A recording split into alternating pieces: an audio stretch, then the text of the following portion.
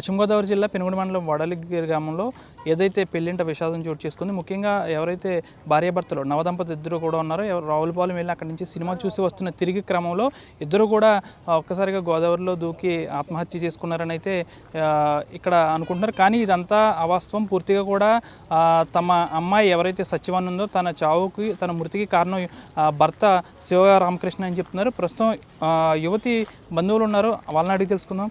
అంటే చాలా వరకు కూడా ఇద్దరు బ్రిడ్జి మీద నుంచి దూకేశారని వస్తుంది సమాచారం. అదంతా తప్పు అండి, అదంతా అబద్ధం. ఏమీ లేదండి.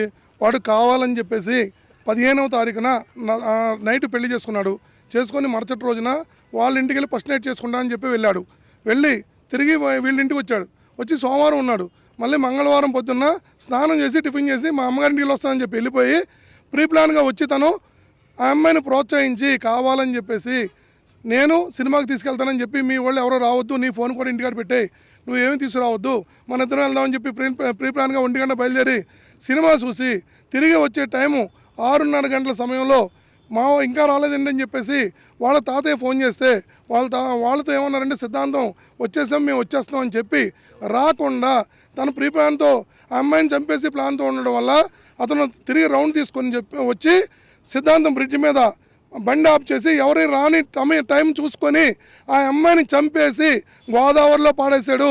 తను చావలేదు, తను దూకలేదు కూడా. తను ఆల్రెడీ గోదావరి గట్టంటే నడిచి వచ్చేసి పక్కకి వెళ్ళిపోయి కేదారేశ్వర స్వామి గుడి అక్కడికి 3 కిలోమీటర్ల దూరం నేను వెళ్ళానని చెప్తున్నాడు. అంత అవాస్తవం. నడిచి వెళ్ళిపోయి అతను మన 3 రేవుల దగ్గర దిగిపోయి నన్ను రక్షించండి అని చెప్పి గొడవ చేశాడు. కనీసం అతను ఒంటి మీద చిన్న గాయం కూడా లేదు, ఏమీ లేదు. తను అడగగానే నువ్వు ఎవరంటే నెంబర్ కూడా చెప్పాడు. వడల్లో 2 కిలోమీటర్ల దూరం సిద్ధాంతానికి మాకు చెప్పలేదు, మాకు ఎవరికి ఫోన్ చేయలేదు. వాళ్ళ బంధువులకు ఫోన్ చేసుకొని ఫోన్ చేసిన వెంటనే ఇతని పరిస్థితులు అన్నీ చెప్పేశాడు. ఏమీ లేదు, అమ్మాయిని చంపేశాను, నేను ఒక్కడే ఇక్కడ సేవ్ అయిపోయాను, నేను ఏం చేయాలి, నన్ను ఎలా రక్షించాలని చెప్పి వాళ్ళు తాలూకా వాళ్ళని రప్పించుకొని కూడా అంబులెన్స్ని తీసుకొచ్చి కావాలని తీసుకెళ్ళిపోయి సాయి శ్వేత హాస్పిటల్లో జాయిన్ చేశారు. అతను ఒంటి మీద చిన్న గాయం కూడా లేదు. కాబట్టి అతను మర్డర్ చేసి చంపేసే గోదావరిలో పాడేశాడు తప్ప ఇద్దరు కలిపి దూకలేదు. ఇద్దరు కలిపి దూకిందని చెప్పడం అవాస్తవం. ఇది ఎవరో నమ్మవద్దు. తను కావాలని చంపేశాడు. పెళ్లి జరిగిన 3 రోజులకే పసుపు పారాన్ని ఆరకుండా పొలిమేర దాటొద్దని అందరూ చెప్పినా సరే కావాలని చెప్పి తీసుకెళ్ళిపోయి ఆ అమ్మాయిని చంపేసి గోదావరిలో పడేసి తను నడిచెళ్ళిపోయి అక్కడ పెట్టాడు. తను ఇంకోటి చెప్పాలంటే తను చెప్పు కూడా ఎక్కడ తను ఎక్కడైతే దూకేనా అన్నాడో ఈ అమ్మాయిని చంపేసిన చోటే తన చెప్పులు కూడా ఇక్కడే ఉన్నాయి, గోదావరి పక్కనే ఉన్నాయి. ఈ అమ్మాయి చెప్పులు తీసుకెళ్ళి కేదారేశ్వర స్వామి గుడికాడ పెట్టాడు. ఇదేంటంటే గోదావరి నడవట్లేదు, ఫ్లోటింగ్ లేదు, ఏమీ లేదు. నెక్స్ట్ ఇంకోటి ఏంటంటే అక్కడ మన ర్యాంప్ కూడా వేశారు. ర్యాంప్ దాటిపోయి తను ఎలా వెళ్ళాడు, ఇదంతా అవాస్తవం. ఇది పోలీసు వారు మాకు దయించి సహకరించి మీరు తగు న్యాయం చేయాలని చెప్పి కోరుతున్నాము. అంటే పెళ్ళి ఒక 10 రోజులు అయితే వీరిద్దరి మధ్య ఏదైనా గొడవ అయింది అనుకోవచ్చు. కేవలం 3 రోజులకి ఎలా జరగడం పట్ల మీరు ఏమన్నా అనుమానం వ్యక్తం చేస్తున్నారు? అంటే ఈ 3 రోజుల్లో అతను ఏమన్నా ప్రవర్తనలో కానీ మార్పు ఏమన్నా గమనించారు మీరు? తన ప్రవర్తన కరెక్ట్గా లేదని చెప్పేసి నిన్న మార్త ఎంక్వైరీ చేస్తే తను మంచివాడు కాదు, తన ప్రవర్తన అంతా ఇలాంటి ప్రవర్తన అని చెప్పేసి మాకు తెలియకుండా అమ్మాయిని అన్యాయంగా ఆ అమ్మాయిని చంపేసుకున్నాం. పసిపాని ఆడకుండా 3 రోజుల్లోనే ఆ అమ్మాయిని చంపేసుకున్నాం.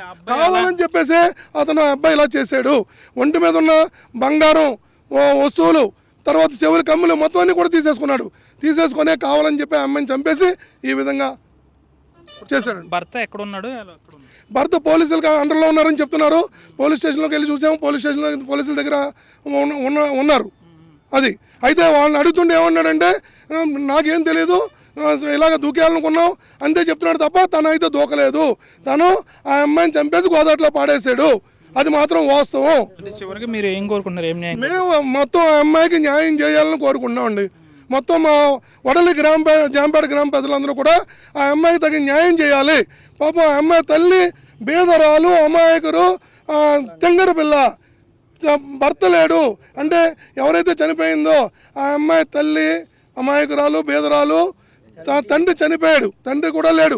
తాతయ్య సంరక్షణలో పెరిగి తాతయ్యనే అమ్మాయికి పెళ్లి చేశాడు. కాబట్టి దీనికి తగిన న్యాయం జరగాలని చెప్పి మేము అందరం కోరుకుంటున్నామండి. ఏదేమైనప్పటికీ కూడా ఇద్దరు కూడా కలిసి దూకలేదు. కావాలని తను ఎవరైతే తన భార్య సత్యవాన్ ఉందో తనని గోదావరిలో కావాలని దూకి చంపించేశాడు. అంతేకాకుండా తాను ఎటువంటి అనుమానం రాకుండా వేరే చోటకి వెళ్ళి మునిగిపోతున్నట్టు నటించి అక్కడ వేరే కాపాడని అంటే పక్కవారు ఎవరో కాపాడితేనే తప్ప అతను ఈ విధంగా చేశాడు. ముఖ్యంగా మాకు పలు అనుమానాలు దారితీస్తున్నాయి. ఇద్దరూ కలిసి దూకలేదు. ఇది పూర్తిగా కూడా దీనిలో ఎటువంటి వాస్తవం లేదు. తాను కేవలం మా అమ్మాయి ఎవరైతే సత్యవాన్ ఉందో తనను కావాలనే చంపేశాడు. తన మా ప్రవర్తనలో కూడా మేము మార్పును గమనించమంటున్నారు. అతను పోలీసుల అదుపులో ఉన్నాడు. అయినప్పటికీ కూడా యువతి తల్లి ఎవరైతే ఉందో వారందరూ కూడా యువతి తల్లి కొంచెం మానసికంగా తను బాధపడుతూ ఉంటుంది. అయితే యువతి తాతయ్య వద్ద ఉంటూ చిన్నప్పటి నుంచి కూడా చదువుకుంటుంది. తాను ప్రవర్తన కూడా మంచిదని అయితే అక్కడ టీచర్లు స్థానికులు కూడా చెప్తున్నారు. కేవలం ఎవరైతే భర్త ఉన్నాడో శివరామకృష్ణ తాను కేవలం తన భార్యను కావాలనే చంపేశాడని అయితే యువతి బంధువులు అయితే ఆరోపిస్తున్న పరిస్థితి. వీడియో జర్నలిస్ట్ శేఖర్తో మనోజ్ RTV పశ్చిమ గోదావరి నుంచి. మరిన్ని వీడియోస్ కోసం ఛానల్ ని సబ్స్క్రైబ్ చేయండి. లేటెస్ట్ అప్డేట్స్ కోసం వాట్సాప్ ఛానల్ ని ఫాలో చేయండి. అండ్ లింక్ డిస్క్రిప్షన్ లో ఉంది.